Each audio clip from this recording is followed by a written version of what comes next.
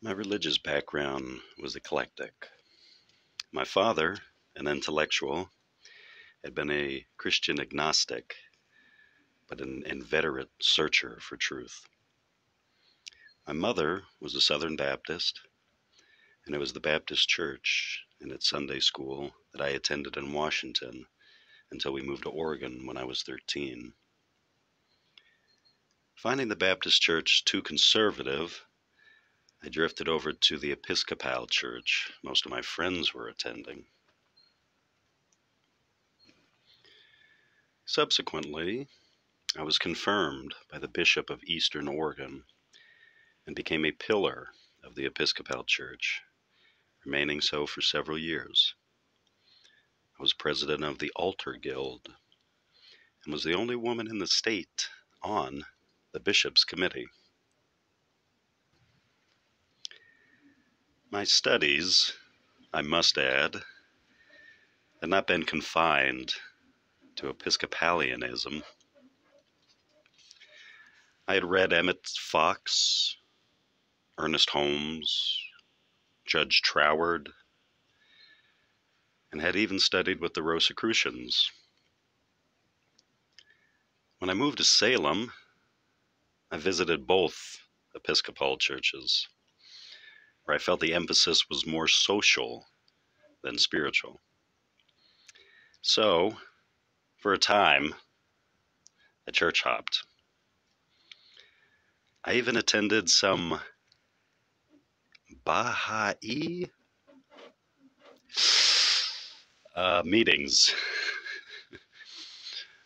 which I thoroughly enjoyed.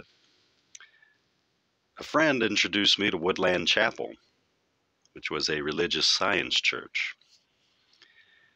The minister was a thinker, a real searcher for truth. So I lingered there long enough to take 3 years of metaphysical philosophy. On waking one morning, I'd meditated as usual and carried a special thought for truth, asking for a more poignant answer than I had heretofore found. Before I even glanced at the morning paper, I picked up the Urantia book that my friend Marion had left for me the night before.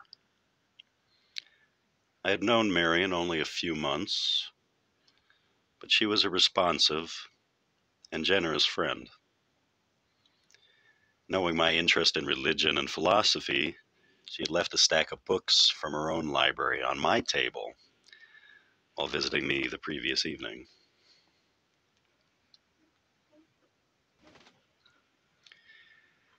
Scanning the table of contents and perusing it further, I was hooked. Started to read from the beginning, and unlike all the other literature I had assimilated, this book really made sense. I could read at first only a few pages at a time. I called Marion and told her that it would take me at least 2 years to read the book, and that I hoped she wasn't in any hurry for it. As my interest in the book developed, so did hers, and we decided that I should get my own copy. None of the bookstores in Salem had it in stock, and only one had even heard of it. The Rough Times Investment Group, of which Marion was the leader, met at her house monthly, and at the September meeting, one of us mentioned the Urantia book. Surprisingly, Bob, one of the members, overheard the comment and told us of his long acquaintance with the book. It was through him that we visited a study group in Corvallis and met Julia Fenderson. It has been clear sailing since then.